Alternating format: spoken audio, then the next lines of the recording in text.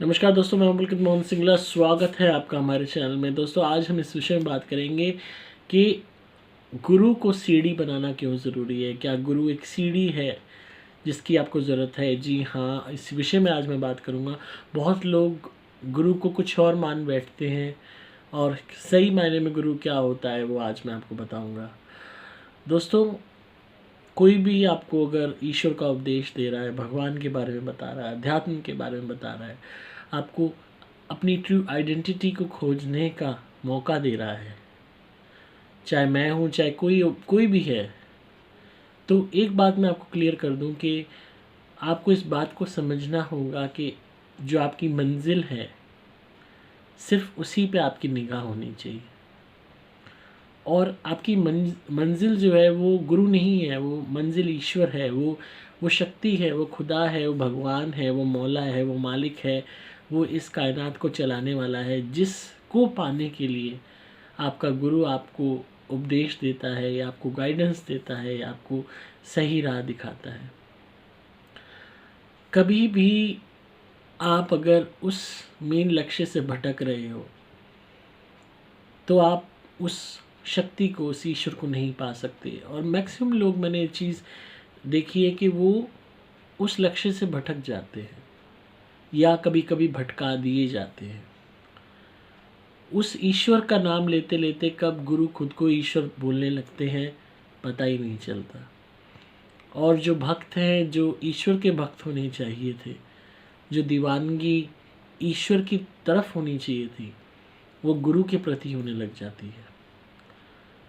यूँ कह लीजिए कि आपको चक्कर काटने हैं उस ईश्वर के, जिस तरीके से चंद्रमा इस पृथ्वी के चक्कर काटता है, पर आप चक्कर काट रहे हो गुरु के।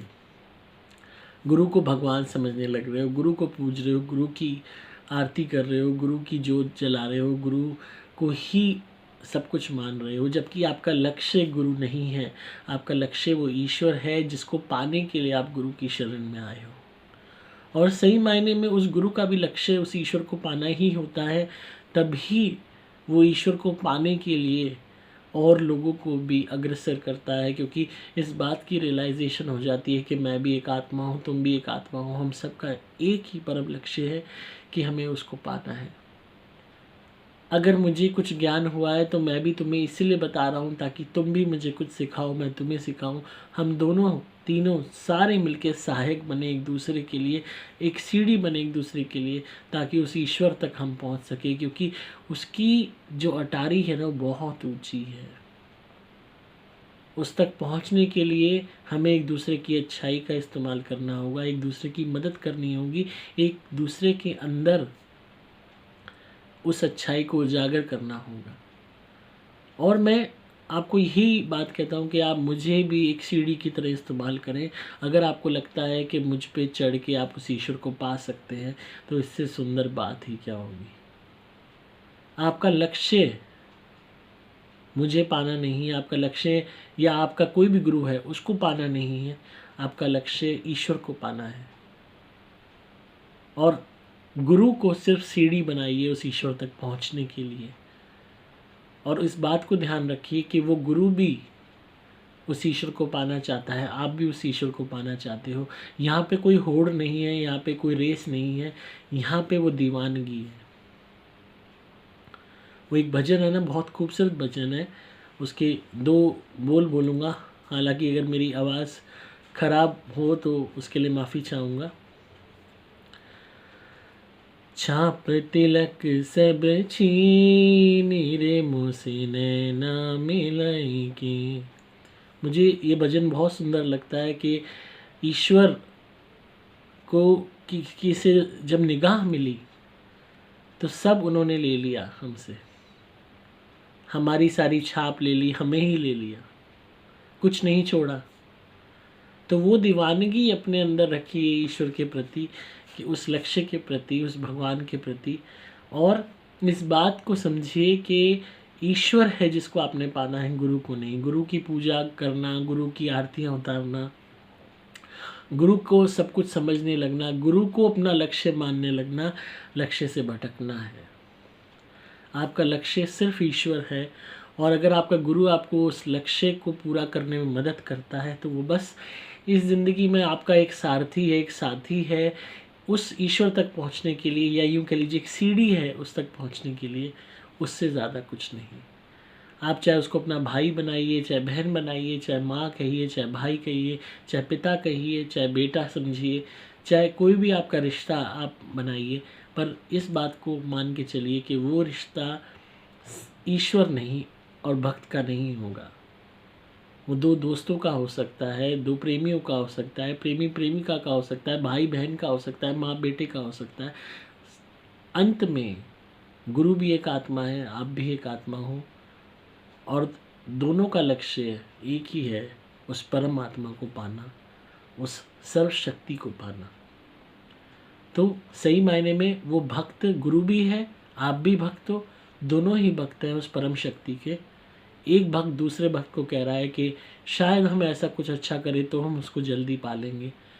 दूसरा भक्त कह रहा है कि हाँ तुम्हारी बात सही है, मैं ऐसा करके देखता हूँ, क्या पता उसकी नज़र में मैं पहले आ जाऊँ।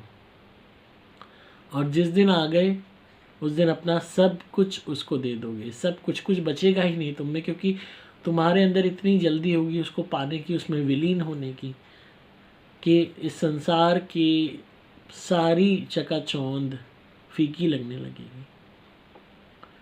तो यही आपसे इल्तिजा करता हूँ, यही आपसे उम्मीद करता हूँ कि मुझे भी आप एक सीढ़ी की तरह इस्तेमाल करें उस ईश्वर को पाने के लिए। अगर आपको लगता है कि मुझ पे चढ़ के आप उस ईश्वर के करीब जा सकते हैं, उस अध्यात्म को पा सकते हैं, उस ईश्वर की कृपा पा सकते हैं, अगर आपको महसूस होता है, तो उससे ज़्यादा मेरा दायित्व आपके जीवन में कुछ नहीं होगा। सिर्फ यही होगा कि मैं भी एक आत्मा हूँ, आप भी एक आत्मा हैं। मैंने बस थोड़ा सा आपको ज्ञान देने का प्रयास किया और आपसे भी बहुत कुछ सीखा, जिससे हम सबको मिलके अपने उस लक्ष्य की तरफ जाना है। मैं भी उस लक्ष्य में दौड़ ही रहा हूँ, मैं भी कोशिश में लगा हुआ हूँ कि मैं कुछ ऐसा अच्छा करूँ कि शायद भगवान की निगाह में उठ सकूँ, शायद उनको पा सकूँ, शायद उनको देख सकूँ, शायद उस मंजिल को की कल्पना भी कर सकूँ जिस मंजिल का नाम ईश्वर है। और आप सबकी भी मंजिल वही होनी चाहिए, और उसके लिए हमें हर मिनट, हर दिन, हर वक्त, हर घंटे, प्रतिदिन हमें परिश्रम करना होगा। बार बार खुद को मोटिवेट करना होगा, समझाना होगा कि हमें गलत कर्म से बचना है, हमें अपराध करने से बचना है, हमें बुरा करने से बचना है, हमें ज़्यादा से ज़्यादा अच्छे कर्म करने हैं, ज़्यादा से ज़्यादा वो कर्म करने हैं जो हमें ईश्वर के करीब करते चले जाएं। फिर चाहे ग्रह खराब हो, चाहे समाज दुश्मन हो, चाहे पूरा संसार दुश्मन हो, आपको उस ईश्वर से मिलने से कोई नहीं रोक सकता। तो सिर्फ अपना वही लक्ष्य रखिए और ज़्यादा से ज़्यादा अपने आप को बदलने का, अपने आप को सुधारने का, अपने अंदर की कमियों को दूर करने का प्रयास करते रहिए। ये प्रयास एक दिन का नहीं है, ये प्रयास हर वक्त का है, ये प्रयास जन्मों का है, जिसको पार करके ही आत्मा उसको प्राप्त कर सकती है। तो आई होप आपको आज की वीडियो पसंद आई होगी और आप इस बात पे गौर करेंगे। तो इसी तरह सुनते रहिए, प्यार देते रहिए, सब्सक्राइब कीजिए चैनल को, ताकि आपको पारलौकिक और आध्यात्मिक दुनिया का ज्ञान मिलता रहे। अगर आप किसी भी नेगेटिविटी या भूत प्रेत ब्यादा से परेशान हैं, ब्लैक मैजिक से परेशान हैं, तो आप मेरी धुनी मंगाइए, घर में जलाइए, आपको बहुत अच्छे रिजल्ट्स मिलेंगे। नेगेटिविटी दूर होगी, पर आपको ये रेगुलरली जलानी होगी। आप मेरे द्वारा भी मंत्रित कवच या लॉकेट भी धारण कर सकते हैं अपनी रक्षा के लिए। मेरे द्वारा भी मंत्रित नारियल मंगवा के उनसे अपना उतारा करके जब उन क्रिया वाले नारियलों को जलाएंगे तो बड़े से बड़ा संकट आपके ऊपर से हटेगा।